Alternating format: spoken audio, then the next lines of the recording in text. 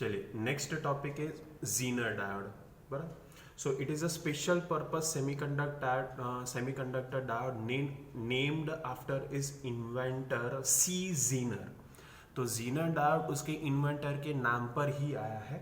It is design to operate under reverse bias in breakdown region. तो ये Zener diode particularly reverse bias पर ज्यादा operate किया जाता है. ऐसा नहीं है कि फॉरवर्ड में नहीं, फॉरवर्ड में भी है, और ज्यादातर इसको यूज किया जाता है रिवर्स बायस में. The symbol for Zener diode is represented in this one.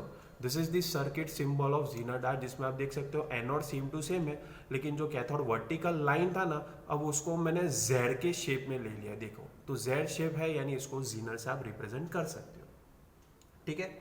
Now Zener diode is fabricated by heavily doped both the p and n side of the junction. ये heavily doped semiconductor है. Due to this depletion region form is very thin. जैसे doping बढ़ेगा, width of the depletion region decrease होगा. Due to which electric field of the junction is extremely high. अब width कम हो गया, potential बढ़ गया, तो इलेक्ट्रिक फील्ड बढ़ गया. तो आप देखो, अगर मैं सपोज करता हूं कि इस Zener डायोड में डिप्लीशन रीजन का थिकनेस मान लीजिए 10⁻⁻⁶ है, और सिर्फ 5 वोल्ट में देता हूं, तो इलेक्ट्रिक फील्ड मुझे मिल जाएगा 5 × 10⁻⁶ volt per metre, which is very very very high. बराबर है.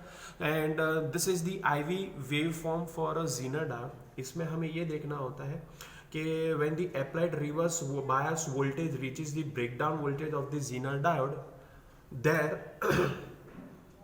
there is a large change in the current.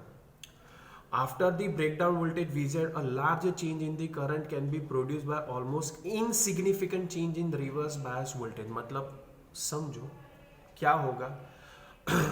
In other words, Zener voltage remains constant even though the current through the Zener diode varies over a wide range. अब मैं पूरा आपको समझा देता हूँ इसका मीनिंग. देखिए क्या होगा.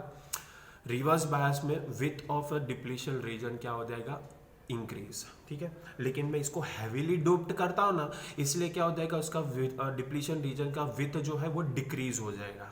ठीक है. अब विथ डिक्रीज हो गया तो इलेक्ट्रिक फील्ड बढ़ जाएगा, और वो इलेक्ट्रिक फील्ड इतना स्ट्रॉन्ग है, अभी हमने देखा 5 × 10⁻⁶ वोल्ट पर मीटर. यार समझो, अब इतना ज्यादा इलेक्ट्रिक फील्ड होगा, तो वो जो Zener डायोड होगा, उस डायोड का जो बॉन्ड्स होंगे वो सडनली ब्रेक हो जाएंगे. अब सडनली बॉन्ड ब्रेक हो जाएंगे तो कंडक्शन बढ़ जाएगा, करंट बढ़ जाएगा. और जैसे आप देख सकते हो कि एक पर्टिकुलर वोल्टेज, रिवर्स बायस की मैं बात कर रहा हूं, पहले मैंने वोल्टेज बढ़ाया, करंट बढ़ा ही नहीं, क्योंकि ये वोल्टेज इतना सफिशिएंट है ही नहीं कि वो कोवेलेंट बॉन्ड को ब्रेक कर पाए.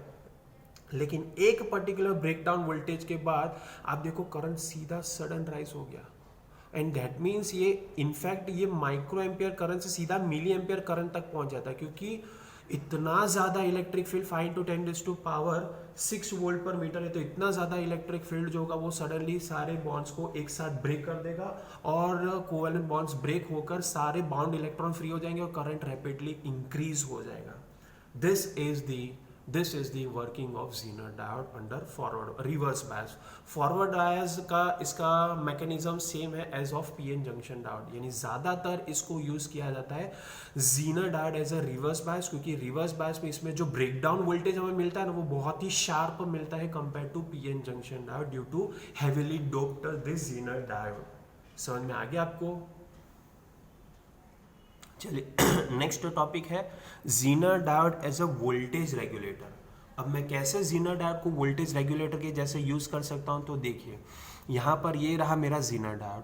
इस Zener डायोड के सीरीज में मैंने रेजिस्टेंस कनेक्ट किया है RS, और उसके पैरेलल में मैंने रेजिस्टेंस लिया है लोड रेजिस्टेंस. इस लोड रेजिस्टेंस के अक्रॉस मुझे रेगुलेटेड वोल्टेज यानी कि कांस्टेंट वोल्टेज चाहिए. तो आउटपुट में है रेगुलेटेड वोल्टेज यानी कांस्टेंट वोल्टेज, लेकिन इनपुट में आप देख सकते हो अनरेगुलेटेड वोल्टेज है. दैट मीन्स वोल्टेज चेंज होता रहेगा.